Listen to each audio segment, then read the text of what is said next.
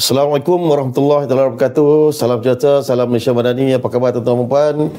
Azrin sihat? Alhamdulillah. Kita dapat lagi sekali bersua di rancangan podcast Borak Santai SKB, Rakyat Cakna Peniaga Baik 3. Apa khabar semua? Jadi kita harap tuan-tuan dan perempuan yang mengikuti program ini dalam keadaan yang sihat walafiat. Ya. Kerana fahamlah kita ni manusia kan. Ada hari kita sihat, ada hari yang kita tak sihat. Ya, betul. Jadi itulah. Kita mungkin yang pertama kali yang menonton program podcast Borak Santai SKB ini, sebenarnya yang sedia maklum bahawa kami mengadakan program ini bagi tujuan untuk kita berkongsi lah apa-apa isu ataupun pelbagai maklumat berasaskan perundangan, dan juga program-program yang khususnya dibuat di bawah Kementerian Perdagangan dan Kos Sehari Hidup. Jadi itulah untuk makluman tuan-tuan dan puan, banyak sebenarnya aktiviti program yang dibuat oleh KPDN.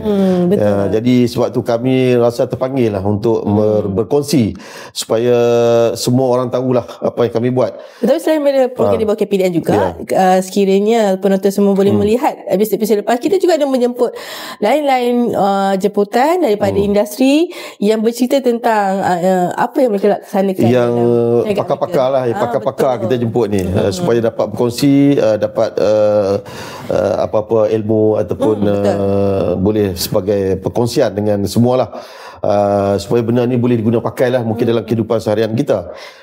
Fokus kita kat sini bukannya memang berilmu tapi kita guna lebih konsep santai lah kan. Kerana kita yakin Azrin, benda ni suatu hari mungkin benda ni akan berguna lah. Mungkin sekarang mungkin kita rasa macam tak ni, tapi mungkin satu hari nanti dia amat berguna lah, supaya kita dapat mengguna pakai apa yang kita dengar ataupun yang kita di dalam podcast ni, untuk kita membantu membina negara kita mungkin, insyaAllah.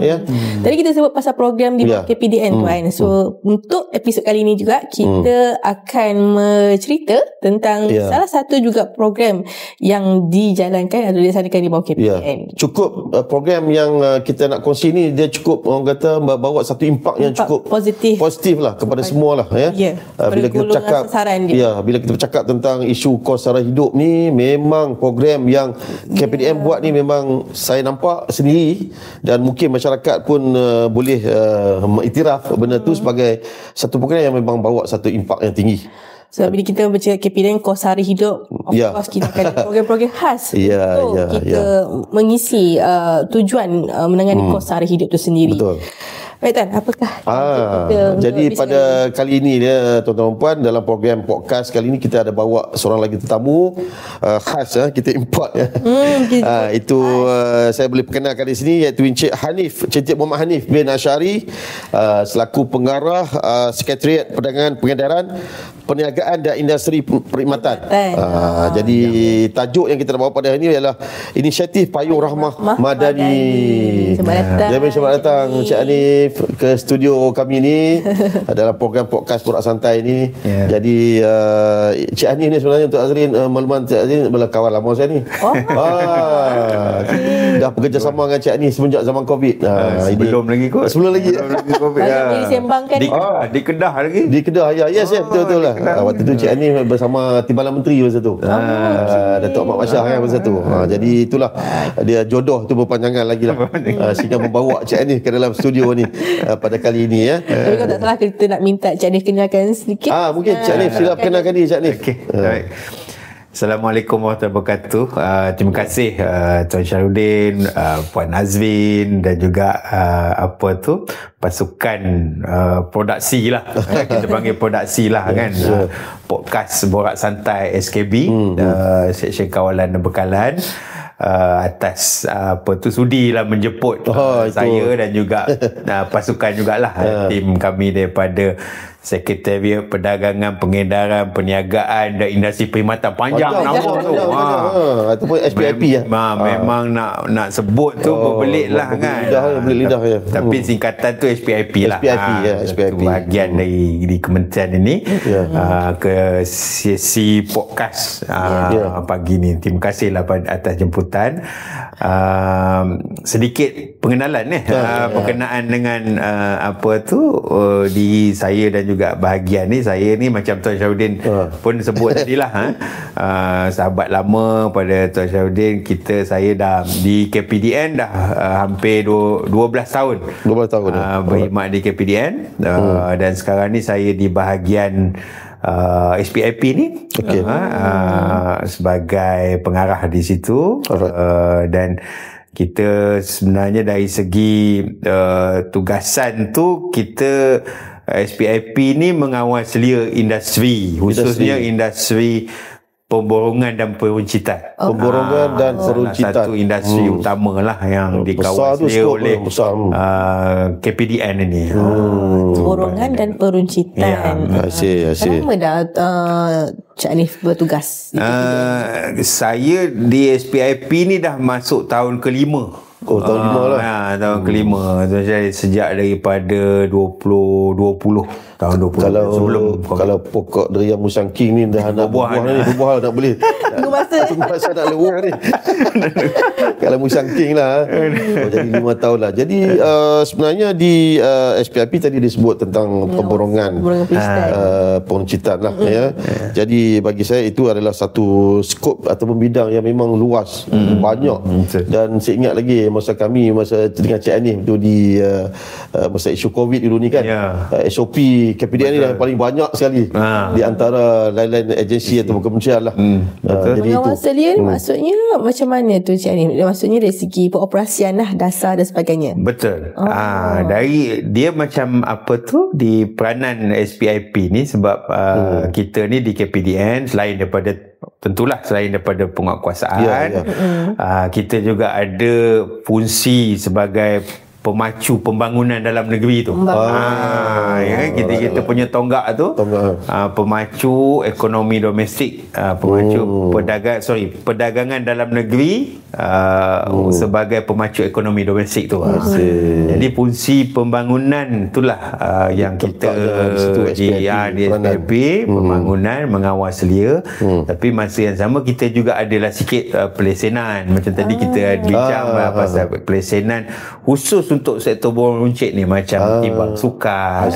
Kita ada pelesenan di situ. Dan kalau tak silap saya lagi satu yang katakan tu, yang ejen EPS, ejen pemilikan semula. Dan apa tu, kita juga mengawal selia dari segi pengambilan pekerja asing untuk sektor kita. Itu satu lagi. Sektor borong dan runcit ni kita juga mengawal selia di situ. Selain daripada operasi pun kita ada buat, dan antara yang operasi ni itulah program yang kita nak bincang hari ni, itulah program Rahmah tu. Yes. So bila disebut sebagai Rahmah tadi ni kan, dia ada satu di bawah inisiatif Payung Rahmah ni. Saya percaya di bawah inisiatif Payung Rahmah ni dia ada pecahan-pecahan itu. Mungkin Cik Ani boleh maklumkan, kongsikan dengan penonton pecahan-pecahan tu ya. Ramai yang tak tahu lagi. Ramai yang tak tahu ni. Kita selalu dengar Rahmah, tapi apa dia Rahmah tu? Betul. Jadi mungkin Cik Ani boleh share lah di sini. Betul. Payung Rahmah ni mungkin sebagai latar belakang lah kot. Jadi Bazin kan, apa tu kita bercerita berkenaan dengan Rahmah ni, dan macam mana bahagian saya ni SPIP ni boleh terlibat dengan Rahmah ni kan. Sebab ada yang nampak macam Rahmah ni ialah program-program berkaitan dengan kos hidup. Dan kita di kementerian ni ada bahagian yang bertanggungjawab untuk kos hidup ni, macam nakol dan sebagainya. Kenapa tidak Rahmah tu letak bawah nakol? Letak di bawah nakol kan. Jadi mungkin kita dari segi latar belakang tu, kenapa Rahmah ni diletakkan di bawah SPIP tu, mungkin berbalik kepada peranan awal tadi. Yang mana peranan awal SPIP ni ialah mengawal selia, dan kita juga dekat dengan pemain-pemain industri. Di situlah mungkin puncanya, di mana penglibatan SPIP dalam Rahmah ni, yang mana program Rahmah ni tentunya yang utama, kalau tak ada pelibatan daripada industri, dia tak jadilah Rahmah tu. Rahmah ni kita selalu sebut, program Rahmah ni ialah program-program yang mesti elemen utamanya private driven lah.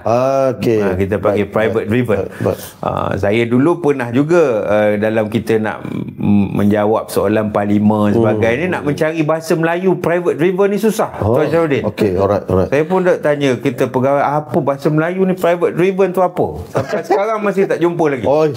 Jadi kita pakailah. Tidak boleh minta tolong agensi sahabat kita Dewan Bahasa mungkin. Untuk private driven. Mungkin ada, tapi setakat ni kita tak jumpa lagi. Jadi kita pakai private driven lah. Tapi saya rasa itu public dia lebih tahulah. Mungkin tahu. Tapi kalau kadang tu bukan kita nak membelakangkan bahasa kita, tetapi kadang tu bila diubah tu bunyi lain. Takut dia tak sampai maksud. Tak sampai. Jadi kena menggunakan bahasa yang Inggeris tu kan. Macam kami pun cik ni dah penonton, bahasa undang-undang kami pun macam contoh di bawah Akta Kawalan Bekalan ni dia dalam bahasa English. Dia punya bahasa buku dia memang dalam asal bahasa Jadi sebab tu kadang tu bila kita terjemah dalam bahasa Melayu ni dia kadang dia agak ni sikit. Betul. Bukan kita sengaja, tapi memang dia disebabkan wujudnya Akta tu adalah tahun 60-an ni. Kita nak bahasa kekalkan tu maksud dia. Nak kekalkan maksudnya. Dan rakyat faham saja kan. Faham. Cumanya bila nak cari bahasa yang bahasa kebangsaan tu mungkin cabaran. Jadi agak susah. Tapi itulah itu adalah cabaran lah. Jadi objektif program ni. Berbalik kepada tadi inisiatif tu payung Rahmah tu, Rahmah tu sendiri ianya berbentuk elemen berbentuk private driven. Dan pada masa itulah saya ingat kita berbalik cerita ni pada awal sejarah tercetusnya inisiatif ataupun Payung Rahmah ni ialah awal 2023. Saya ingat bila Januari ni saya rasa ini mungkin tahun yang kedua lah.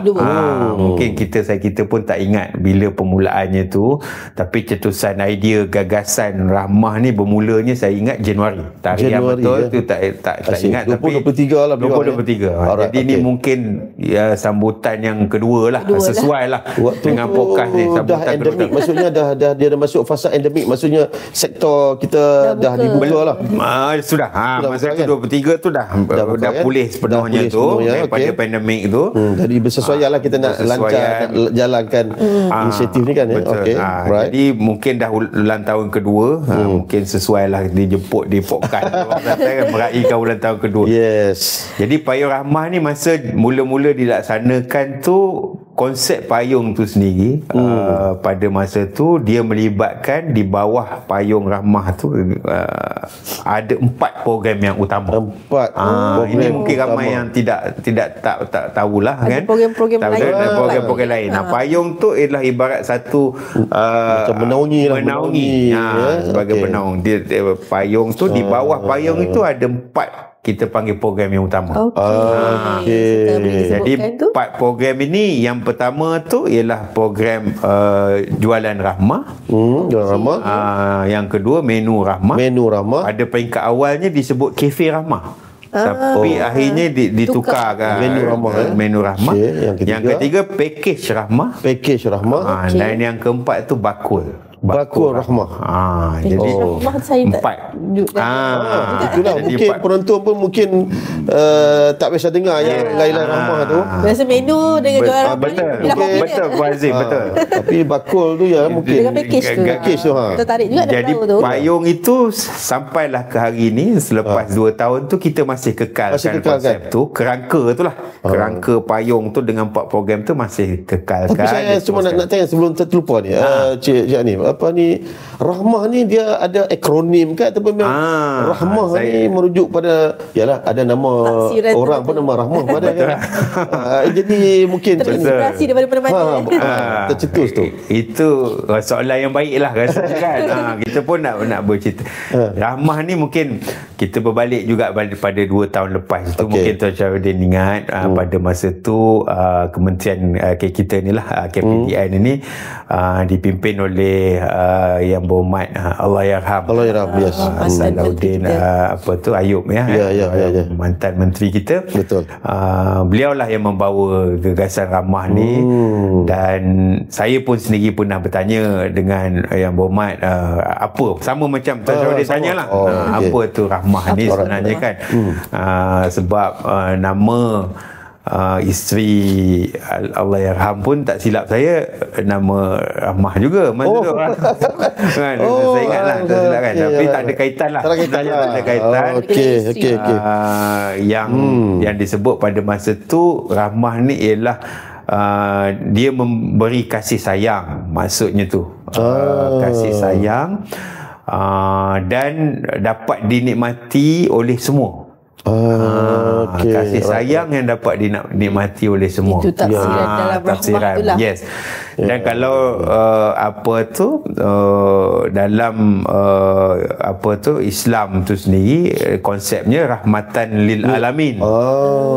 Membawa rahmat tu kepada semua lah. Kepada semua.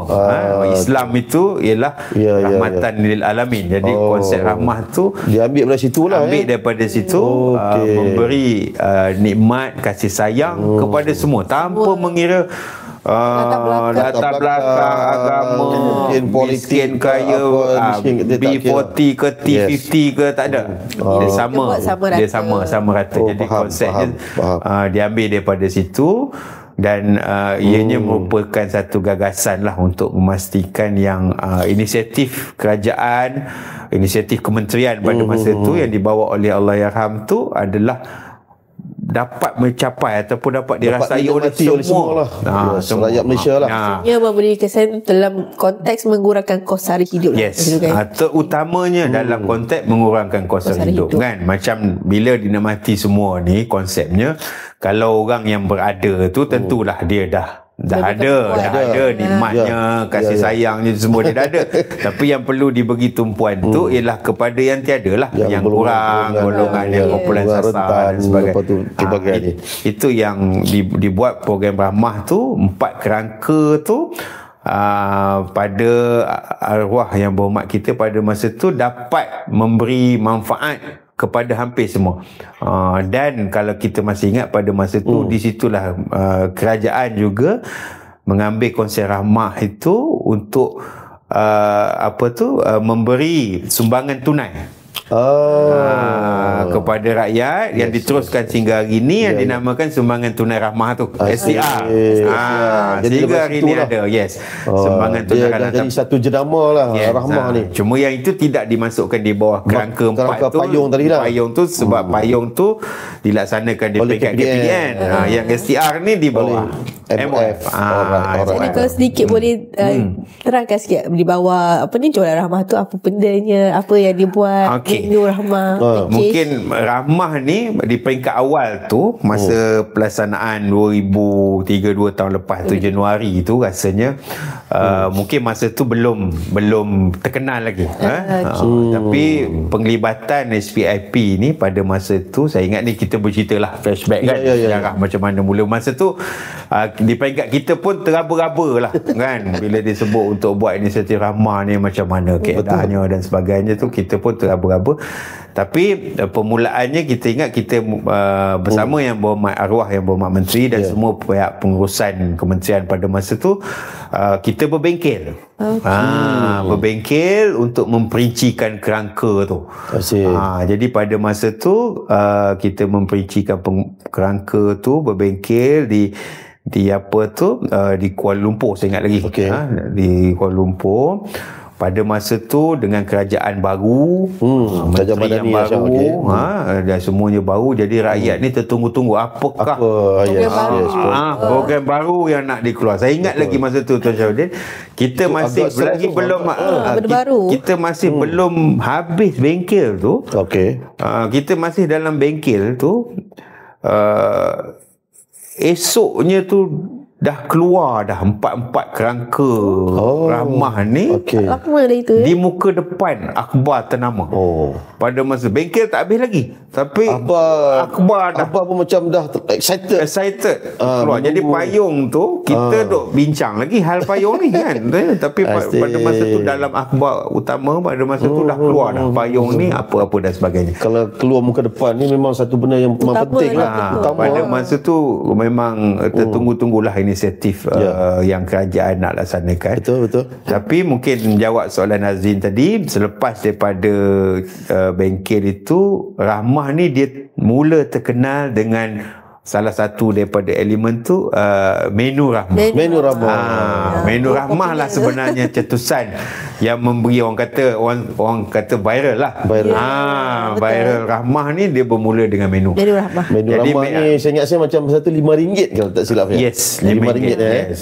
Jadi alhamdulillah saya pun terlibat di peringkat awal cetusan menu rahmah tu, yang mana pada masa itu selesai daripada bengkel tu, macam mana kita nak gerakkan kerangka rahmah ni. Alright. Jadi pada masa itu kita menjemput semua. Macam saya sebut tadi, rahmah ni kita asas dia kita tidak akan berjaya lah, tidak akan dapat dilaksanakan tanpa private driven kan. Jadi lepas bengkel tu, yang pertama tu kita jemput Carilah semua mana-mana yang industri pemain industri ni kita jemput di kementerian pada masa tu. Bersama dengan arwah menteri kita tu untuk bincang macam mana untuk kita nak melontarkan idea lah, macam mana kan. Jadi pada masa tu ramailah pemain-pemain industri utama kita, pemain industri peruncitan, restoran sebagainya hadir. Jadi ideanya macam mana kita nak gerakkan rahmah ni, boleh ke tidak kita buat cetusan daripada yang arwah yang berhormat menteri, kita buat menu rahmah RM5. Masa tu saya ingat lagi, memang daripada beliau sendiri sebagai menteri masa tu, RM5 tu datang daripada dia. Dia kata menu rahmah boleh tak? Dia kata dia tak kisahlah menunya macam mana. Jadi harga tu RM5. Tapi seimbang lah, menu seimbang. Tapi harganya RM5. Jadi pemain industri pada masa itu menyambut saranan ni. Saya ingat lagi, mungkin boleh kita sebutlah kan, apa tu yang menyambut, yang pertama menyambut tu ialah Datuk Amir kita lah, Datuk Amir Maidin tu. Dia kata boleh, dia kata esok kita akan buat. Pada masa tu kan. Okey, dia berhormat menteri pun kata okey, kalau esok saya akan pergi lancarkan menu rahmah. Semangat tu. Jadi di situlah lahirnya menu rahmah. Dan memang betul benda tu berlaku. Saya mungkin tidak esoknya lah tu, mungkin sehari dua, tapi tak lama. Saya ingat lagi masa tu sehari dua kita ramai-ramai ni pergi ke Pasaraya Maidin di Subanjaya tu untuk melancarkan menu rahmah RM5. Pada masa tu semua food court semua di Maidin tu menawarkan RM5. Nasi ayam RM5, bakso RM5. Jadi di situlah bermulanya viral. Dia itu optik yang cukup bagus lah ketika itu kan, masa tu Selepas itu cukup viral rahmah ni, bermula dengan menu rahmah. Dan selepas itu kita dapat lihatlah dia keluar berbagai-bagai rahmah. Dia bukan 4 tu saja. Itu yang mungkin mengelirukan orang tu. Dia yang 4 tu kita di peringkat kementerian saja, tapi di luar ni bila dia dah macam-macam ramah. Tapi bagi saya itu satu petanda yang bagus lah. Betul. Maksudnya, tak kisahlah daripada beberapa pihak pun kalau dia menggunakan ramah tu, maksudnya dia yakin lah. Betul. Dia dah jadi satu jenama bahawa kalau aku guna jenama ni maksudnya orang tertarik. Dan mungkin dapat melariskan jualan, boleh jual lah produk ataupun apa-apa lah. Jadi dalam kes ni di bawah tadi 4 inisiatif tadi ni, ada melibatkan apa-apa bajet perbelanjaan yang dikeluarkan oleh kita pihak kerajaan? Betul. Jadi apa tu di peringkat awal tu pada 2023 tu tidak adalah kerajaan, sebab masa tu idea tu kan, gagasan cetusan tu baru maksudnya dia lebih bersukarela lah. Kita masih private driven itu dan juga pada masa tu selain daripada menu ni dia dah jadi viral, kita tidak ada bagi, kerajaan tak ada bagi apa-apa insentif kewangan pun pada masa tu. Tapi dia viral di sana sini kan. Masing-masing berlumba-lumba nak buat. Kita pun cuba dapatkan data sedikit masa tu pendaftaran. Kita hampir dapat hampir 3,000 pada masa tu penglibatan. Kalau masih ingat masa tu nak sebut lah, kalau apa tu restoran lah boleh sebut kan, apa tu Burger King ada buat, KFC ada buat rahmah pada masa tu kan. Jadi semua ada. Jadi combo rahmah halawat tu kan boleh jumpa lah kat mana. Jadi pada masa tu belum ada peruntukan daripada kerajaan, sehinggalah pada penghujung 2023 tu kita cadang untuk melaksanakan melaksanakan satu lagi tadi menu kan yang baru, yang satu tu jualan ramah. Oh, jualan ramah datang kemudian. Dia datang, dia dah ada dalam kerangka tu. Oh, dalam kerangka. Pada peringkat awal tu dibuat secara private driven lah. Dah ada. On menu ramah ni. Tak, jualan tadi. Jualan. Oh, tapi private driven. Private driven. Mana tidak ada insentif daripada kerajaan, tapi dia berjalan. Di pasar raya tu ada berjalan. Tapi penghujung 2023 tu kita merasakan yang private driven ni perlu ditambah lagi insentif tu, dan kita mohon pada peruntukan daripada MOF lah.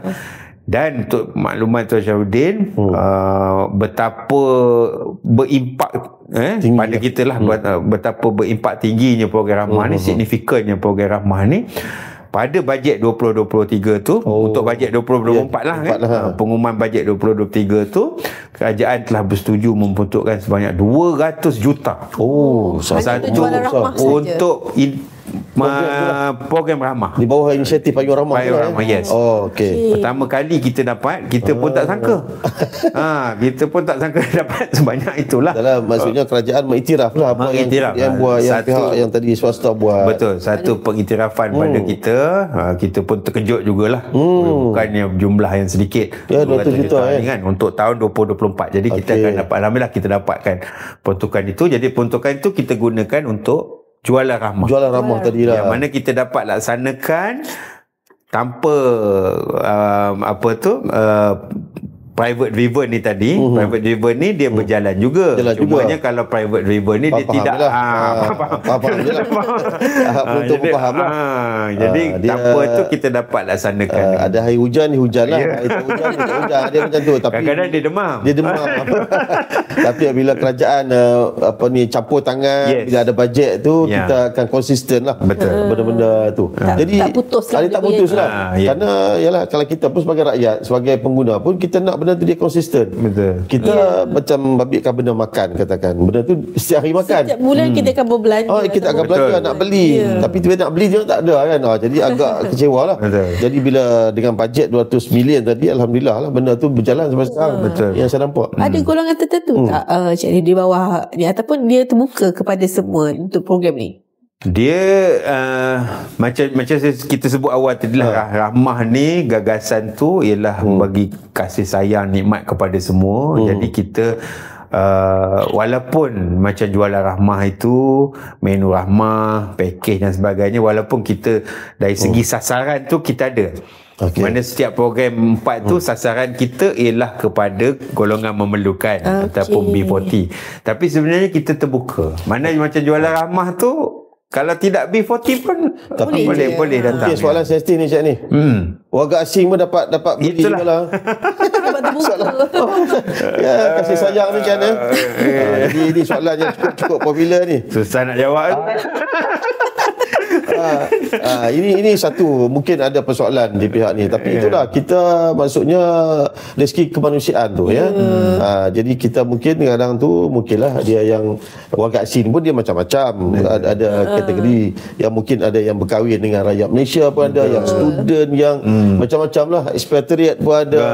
Jadi kadang-kadang tu of course lah kan. Jadi tapi bab kita nak tangani warga asing tu, kita ada lain segmen lah sebenarnya. Tapi untuk ini sebenarnya kita tak boleh lah, siapa you ini, jadi tak boleh sebegitulah. Bila konsep tu secara terbuka, maka kita juga kena tapi jangan bimbang, jangan jadikan ini sebagai isu, kerana kita ada segmen lain. Macam mana kita nak tackle warga asing ni. Betul. Jadi dalam empat inisiatif tadi ni, saya lebih tertarik pada jualan ramah ni. Saya nak lebih fokus pada jualan ramah ni. Jadi dalam program jualan ramah ni, dia berapa patus pengurangan harga lah.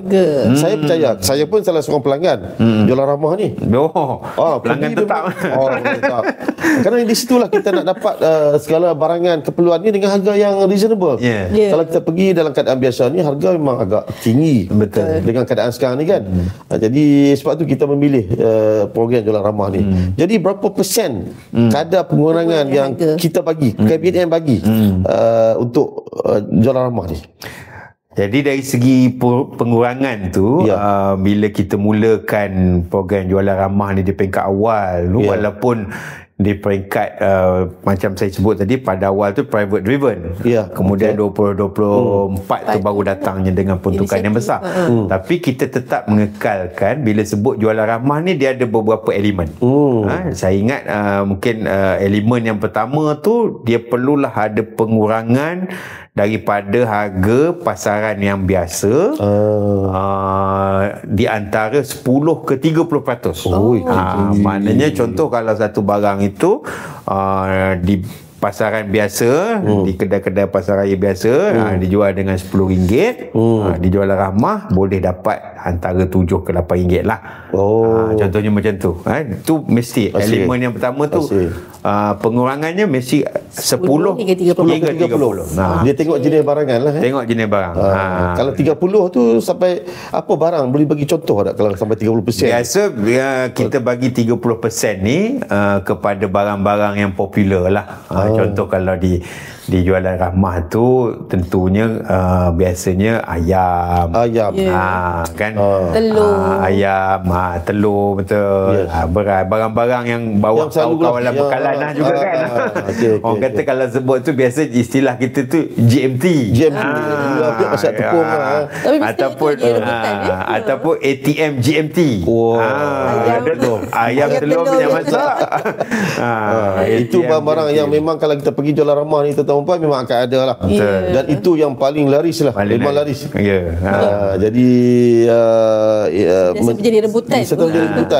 Jadi selain tu sampai berbaris ni menunggu betul. Nak dapatkan. Selain daripada 10 ke 30% tu, kita juga menyediakan elemen lain dalam jualan ramah ni. Dia perlu wajib ada 12 kategori barang 12. yang utama. Tadilah 12 kategori barang yang utama. Contoh GMT tu kan, dah sebut GMT lah kan, gula, minyak masak, tepung, ayam kan, sebagainya. Beras, sedikit ikan yang susah lah, yang barang basah pun ada. Kemudian barang-barang kering pun ada, sikit sebanyak kan. Jadi ada 12 kategori tu yang perlu ada lah di setiap jualan ramah. Tapi kalau 12 tu memang perlu ada lah. Tapi kalau katakan ada nak dibawa lain-lain pun boleh. Tambah boleh. Mungkin Tuan Syarudin tak perasan juga di jualan ramah ni ada juga barangan yang tidak termasuk dalam senarai tu. Tapi kita bersama dengan pihak industri ni, kita bersetuju untuk dia dijual di situ. Tapi dengan syarat dibagilah juga sedikit pengurangan harga. Pengurangan harga. Jadi kalau dia dalam masa sama dia nak menjual barang-barang lain tu dibenarkan juga. Ada kalau kita pergi jualan ni harga mesti turun lah. Kan? Kadang-kadang ada juga di jualan ramah tu ialah ikut keperluan. Contohnya makan mi segera. Mi segera ni kalau ikut tak ada lah. Kita tak galakkan lah kan dalam kita. Tapi sebab permintaan tu ada. Macam mi segera ni memanglah memang popular lah. Popular. Jadi ada juga ditawarkan. 12 barang ni daripada peringkat awal lagi memang dah ditetapkan lah. Kita tetapkan. Dan semua tempat-tempat yang menjalankan jualan ramah ni memang wajib ada 12 ni. Seboleh-bolehnya kena ada 12 tu. Tapi kalau tak dalam 12 tu, apa yang ada dalam tu wajib ada lah. Tak boleh lah je Maggi, kain nela apa ke, tak boleh lah kan. Tak sesuai pula. Orang tak datang. Jadi tak sesuai. Dia macam sekarang ni dalam jualan rahmah ni, maksudnya kita tak limitkan siapa dia nak beli ni. Katakan you mesti pengguna ataupun orang meniaga ni, ataupun orang meniaga pun boleh beli. Takat ni tak ada tu. Kita tak ada ketetapan di segitu lah. Jadi boleh pergi, boleh beli dengan harga yang kita turunkan, yang kita tawarkan. Yang tadi 10% ke sampai ke 30%. Dan saya juga ada perasan jika dia jual ramah dia ada yang letak limit kepada 2 botol. Adakah itu kita arahkan ataupun kita bagi kepada yang peniaga ni? Yang ini sebenarnya kita terpaksa, saya ingat di peringkat macam SKB pun biasa benda ni. Kita kena ada sedikit kawalan dalaman biar ramai dapat. Betul. Contohnya barang-barang yang laris sangat tadilah, macam minyak masak dan sebagainya, memang ada kita letak sedikit kawalan. Bila datang dia bawa konvoi dia habis lagi. Kotak dia kotak. Sebab jadi benda tu kenalah orang lain pun nak beli beli kan. Kalau tidak mungkin tak cukup lah. Tak cukup stok tu kan. Itulah. Jadi memang ada, tak nafikan ada kawalan dan beli pun kita nasihat penonton lah supaya kalau beli pun belilah berpada-pada lah. InsyaAllah jualan ni dia akan insyaAllah kita akan sentiasa ada. Jadi tak perlulah kita kelang kabut sampai ambil sampai bawa lori, jangan sampai macam tu lah. Jadi insyaAllah jualan ni dia akan ada sentiasa ada. Jadi insyaAllah cukup untuk semua lah. Betul. Pihak-pihak terlibat ni diorama, adakah hanya untuk yang pemborong dan peruncit ataupun jika ada pihak lain terlibat dan berminat dibolehkan juga? Bagaimana siapa dia? Sebagai pelaksana kita panggil operator lah. Pada peringkat jualan rahmah ni, dari segi operator tu saya ingat kita boleh ada 3 lah main operator ni. Yang pertama tu peruncit lah, retailer kan. Retailer ni pun kita tidak hadkan. Bukanlah kepada yang besar-besar saja, yang kecil pun ada. Retailer tertentu di kawasan daerah yang kecil tu pun ada jadi kita punya operator.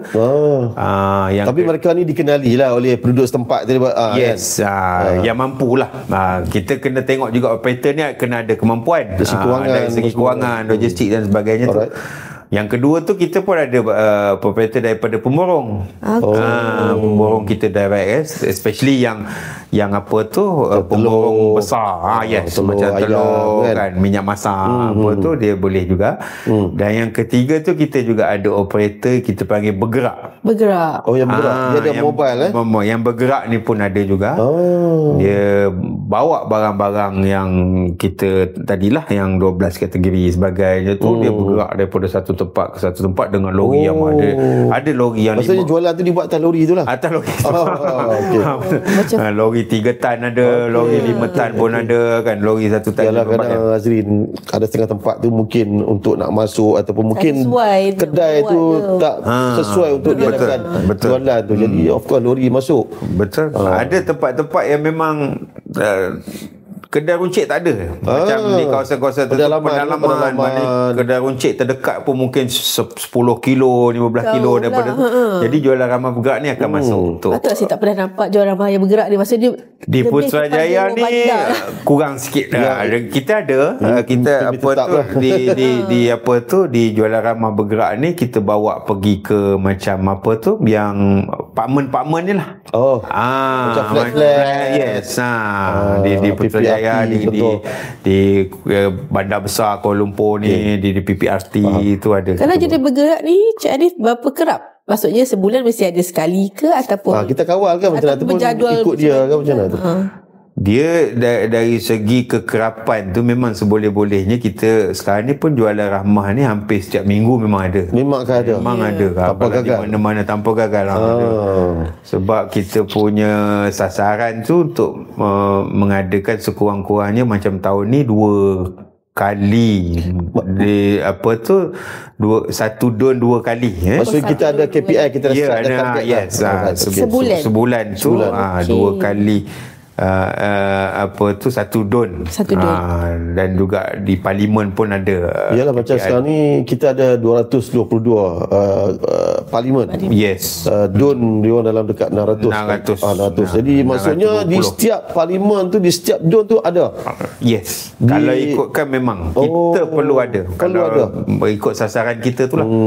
Sekurang-kurangnya 2 kali. Pemilihan tempat tu kalau bukan sebulan 2 kali satu don tu dalam tempoh setahun ni lah, at least dia rotation. Ada rotation tu lah. Biasa pemilihan tempat tu tempat yang menjadi tumpuan lah. Macam mana? Betul.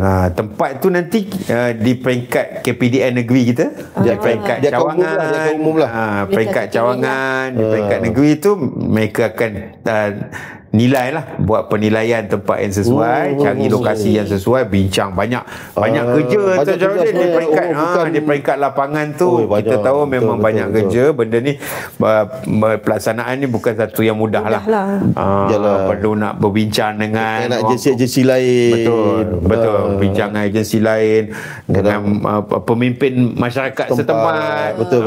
Nak pasti lokasi, nak cari operator, nak bawa sebagainya. Kita dengar macam mudah lah. Tapi sebenarnya nak menjayakan satu benda yang perlu kita adakan perbincangan lanjut lah. Ni mungkin kita ucap apa tu tahniah dan terima kasih lah kepada semua pegawai kita di peringkat cawangan di KPDN. Memang mereka ni sejak di belakang tabir ni, mereka yang di belakang tabir ni, kita tahu sejak setahun 2 tahun kebelakangan ni mereka ni bertukar lumus lah melaksanakan. Dan lagi satu Cik ni, kita juga ucapkan ribuan terima kasih kepada agensi sahabat kita ni. Ya, betul. Daripada mungkin PBT lah, lain-lain kementerian yang turut bersama, dan ada juga yang kementerian lain pun turut buat juga jualan yang hampir-hampir sama macam kita ni. Itu satu bagus, impact positif, impact yang positif.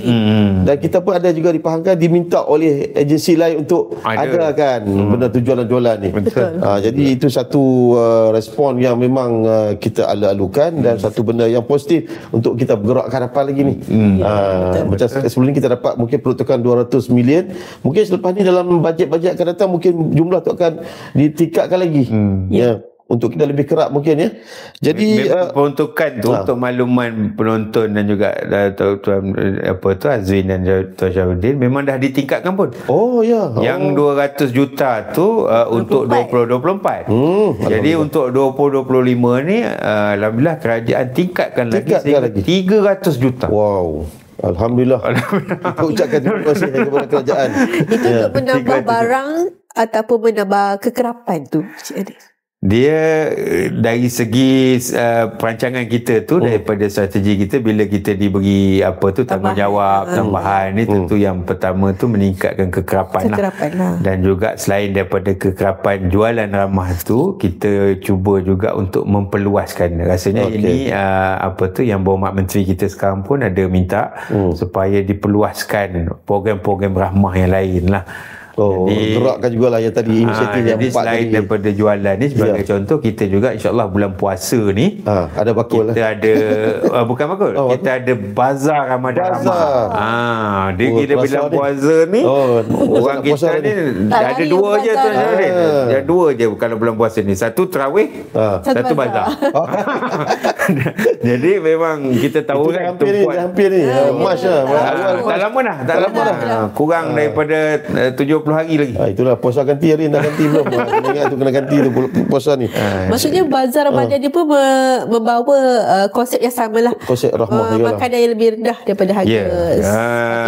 Biasanya untuk bazar Ramadan Rahmah ni tahun kedua lah. InsyaAllah kita akan buat ni tahun kedua. Bazar Ramadan Rahmah. Dia perlu ada di situ satu menu rahmah. Menu rahmah. Dia perlu ada menawarkan menu rahmah, dan tentulah harga tu kita, Tuan Syarudin pun faham, kita tidak boleh nak mengawal harga makanan-makanan ni, tapi kita akan sediakan sedikit insentif kepada peniaga supaya mereka ni dapatlah harga yang reasonable, mengurangkan sikit. Dan saya percaya juga bajet-bajet yang kerajaan keluar macam Cik Hani sebut tadi meningkat kepada 300 juta. Saya percaya dia sebenarnya benda tu dia akan menggerakkan ekonomi juga sebenarnya. Sebenarnya dia akan pusing, dia akan jadi berbalik kepada, sebenarnya semua akan dapat untung sebenarnya. Sama ada dari segi pengguna, sama ada kerajaan pun, insyaAllah orang berniaga pun akan dapat untung. Jadi saya rasa 300 million yang kerajaan laburkan tu, saya rasa bukan satu benda yang sia-sia lah. Dia satu impak yang tinggi lah. Dan sebenarnya bila kita lihat macam contoh hari ni lah kan, waktu kita sedang mengadakan episod ni, sebenarnya di KPDS Street pun ada jualan. Kita lihat sambutan tu sangatlah luar biasa. Azri berapa kali beli? Tak sempat. Ramai sangat. Saya kali ni pun tak sempat pergilah. Bukan apa, dah banyak kat rumah tu. Hari terakhir dah hari ni. Kebetulan dia buat waktu gaji lah. Kalau buat bukan hari gaji, agak sukar juga kan. Jadi selalunya kita buat hari yang ada gaji, hujung bulan lah, di mana waktu tu pegawai kerajaan ni akan dapat gaji lah, dan mungkin pihak swasta pun dapat gaji kan. Jadi dapat membeli dalam program jualan ramah ni. Jadi apa way forward program ataupun inisiatif Payung Ramah ni, Cik Hanif, way forward? Untuk Payung Rahmah ni, yang pertamanya rasa insyaAllah di peringkat kementerian kita pun baru balik daripada retreat bersama Yang Berhormat Menteri. Jadi tentunya yang pertama tu akan diperkemas dan diperkasakan lah program ni dengan peruntukan yang besar yang ditanggungjawabkan oleh kerajaan kan. Jadi kita akan memperkemas dan memperkasa dan memperluaskan lagi khususnya jualan ramah tu. Macam tahun lepas kita berjaya melaksanakan hampir seingat saya 12,000 jualan ramah setahun. Tentunya cabaran tahun ni untuk mungkin lebih lah kot meningkatkan lagi lah pasti mungkin 14,000 kan contoh kan. Itulah tu cabaran bagi kita lah. Cabaran kita akan memperkasakan. Yang kedua tu, way forward tu ialah kita akan cuba memperluaskan tu hasrat yang Berhormat Menteri tu untuk memperluaskan lagi, sebab ramah ni dia sebenarnya dia tidaklah statik kepada jualan menu. Kita ada juga yang lain-lain tu, contoh package ramah kan dan sebagainya tu, yang mana ianya boleh diperluaskan dan kita akan usahakanlah untuk memperluaskan dan memperbanyakkan lagi sedia ramah ni. Macam baru ni pun pada hari Isnin yang lepas tu yang Berhormat Menteri ada melancarkan satu inisiatif, sebenarnya inisiatif bawah ramah jugalah tu servis kenderaan tu. Dia panggil SIM Packs, servis Ihsan Madani at Petronas Auto Expert tu kan. Itu sebahagian daripada payung ramah tu juga tadi. Untuk beri manfaat lah kepada kumpulan-kumpulan sasar kita ni.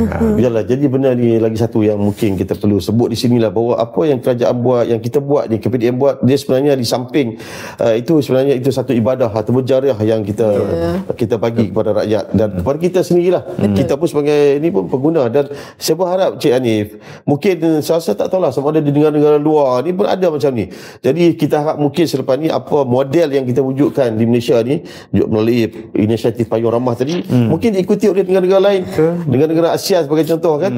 Jadi ini satu benda yang saya rasa bagus yang boleh kita tunjulkan. Sebenarnya bukan hanya untuk tujuan domestik, mungkin kita boleh go global mungkin selepas ni. Menjadi contoh kepada negara lain. Bagaimana kerajaan membantu, macam mana kita nak bantu rakyat, macam mana nak menangani isu kos hidup ni yang bukan hanya di Malaysia. Satu dunia menghadapi masalah yang sama sekarang ni. Jadi ini satu inisiatif yang baik yang kita rasa patut diteruskan, patut disokong oleh semua rakyat Malaysia lah, khasnya kita ni. Jadi saya rasa itu saja Cik Hanif, kita punya sembang-sembang dalam podcast Borak Santai SKB pada kali ini. Kerana Alhamdulillah banyak benda-benda walaupun dalam tempoh yang singkat ni yang kita dapat kita gali daripada Cik Hanif tadi ni, yang kita ni Alhamdulillah nak lebih mendalam apa itu program payung ramah. Tentang payung ramah ni. Tapi insyaAllah benda ni dia akan jualan-jualan khasnya jualan-jualan tadi akan diteruskan oleh kerajaan melalui KPDN insyaAllah. Macam tadi Cik Hanif sebut tadi, macam last year 12,000 lebih kali dibuat, dan mungkin tahun ni lebih lagi insyaAllah diperluaskan lagi, dan kita harapkan semua rakyat Malaysia lah akan dapat faedah manfaat daripada apa yang kerajaan salurkan melalui program yang dianjur oleh KPDN. Jadi kita ucapkan ribuan terima kasih Cik Hanif atas orang kata sumbangan info yang cukup berguna kepada kami semua, kepada penonton-penonton semua lah. Jadi saya rasa itu saya untuk kali ini Azrin. Dan terima kasih tuan-tuan dan kerana mengikuti program podcast Borak Santai SKB Rakyat Cana Peniaga Bertika. Dan jangan lupa untuk ikuti kami di pelbagai platform di mana Azrin, media sosial kami di Facebook, YouTube dan juga TikTok. Alright, terima kasih, jumpa lagi. Assalamualaikum.